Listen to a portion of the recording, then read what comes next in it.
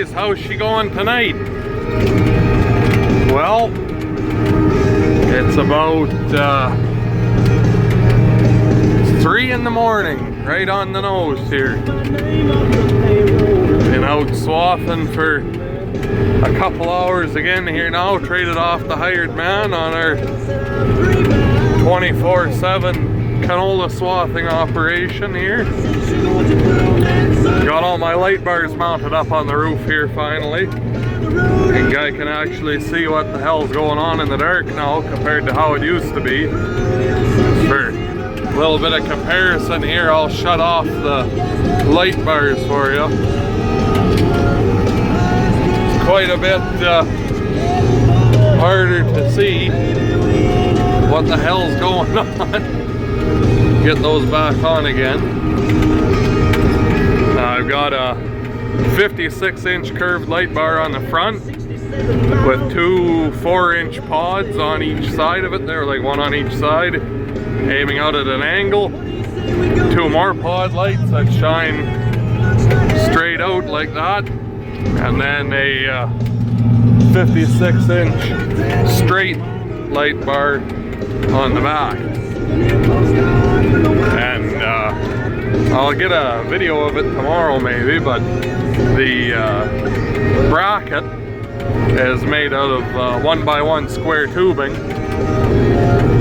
just in a 3-foot square, 3-foot pieces, 4 of them, and then bigger bar on the top of the front and on the top of the back, with the light bars welded on with flat iron, and then the light bars welded or bolted to the flat iron pieces that are welded on. And then I've got 4 magnets on it, 1 in each corner, and a big plug-in on the wires with the switch.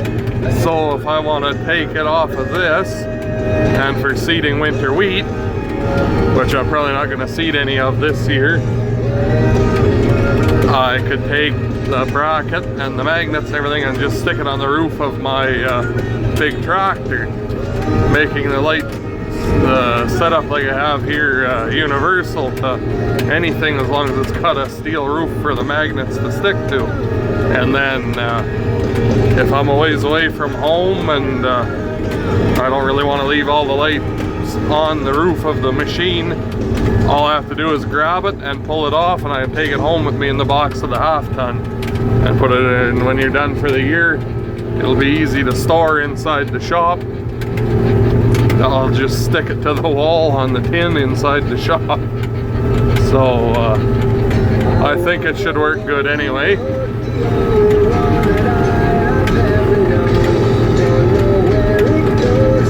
Quite a bit to do here yet, but we're on the smaller side of the half here now, so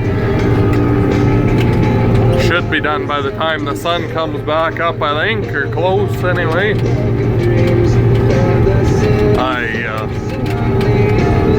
I like swathing canola at night because you don't lose as much shelling out, but there's a fairly strong wind tonight, and it's keeping the dew off. So it's 32 degrees out today, and this stuff ripened up unbelievably fast. You can hear it in some places when it comes in, like that noise as it falls on the canvases. So it's time for it to come down. So we're kind of pushing to get this one done here tonight, and then that'll be it for the canola.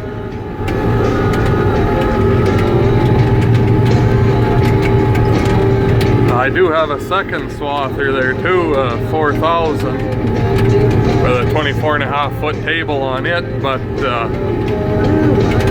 we're not running it.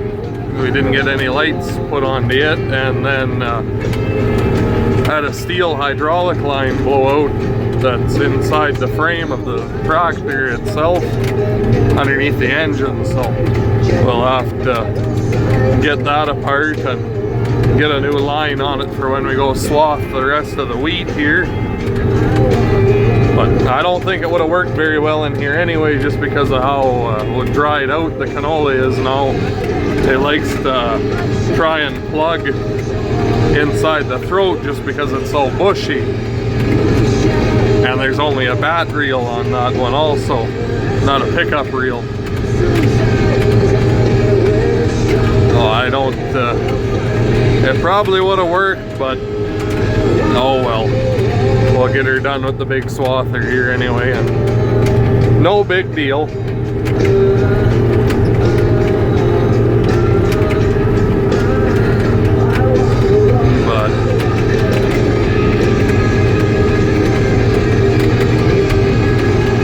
it's kind of interesting here in this field. It's up kind of on top of the hill.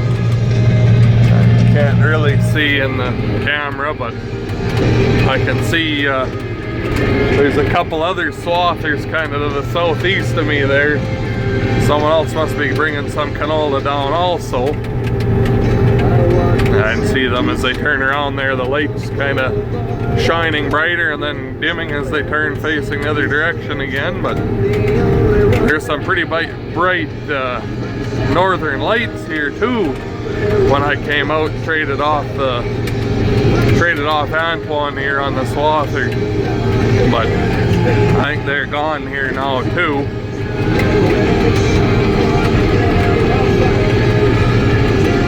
There's some pretty wild drainage ditches in this field too. It's a newer quarter we've got. I'm not totally used to it yet, but what it looks like to me is they took a track hoe and made their cut, and then they just pushed the dirt around with a cat after, kind of shaved the edges off. They're pretty extreme, some of them. Are going through one right now. Kind of hard to see in the dark here, but you can hear the swather straining to come back up the other side. But I think I'll have to get a bulldozer or a scraper in here, hopefully this fall, and widen them up a little bit, because it really sucked with the air seeder too this spring. You'd go through them and half the shanks would end up coming up out of the ground on the flexicoil. So that's not really ideal when you're trying to seed anything. So, and then also, like I said, they just dug it out with a track hoe and pushed it around. So they've got some clay and dirt mixed together. So I'd like to, it's pretty dry this year, maybe go into a slough or something and bring a couple of scraper loads of black dirt out and just spread it around on those spots along the top edges of them, to try and get a little bit better of a crop to come along there, because it's pretty thin in some spots. You can see that there's, when I was seeding, it was just going right into clay in a couple spots. So that's not really ideal for anything either.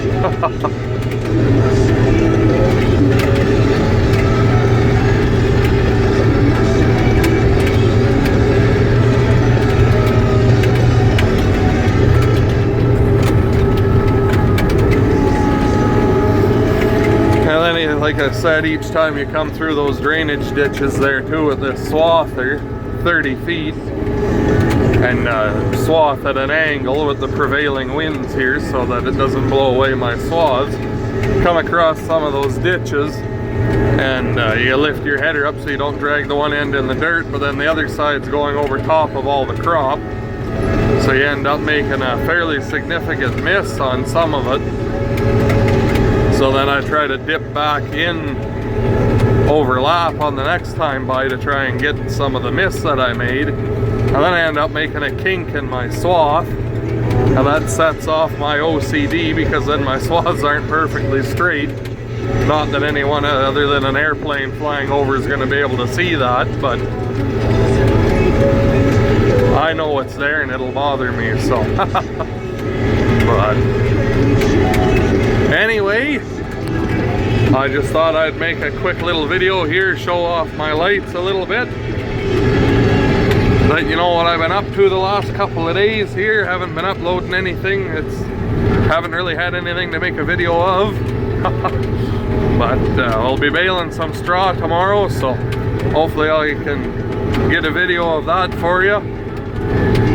And if I don't, I guess we'll see you in a couple days or something then when we start combining. So anyways, until then, keep your stick on the ice.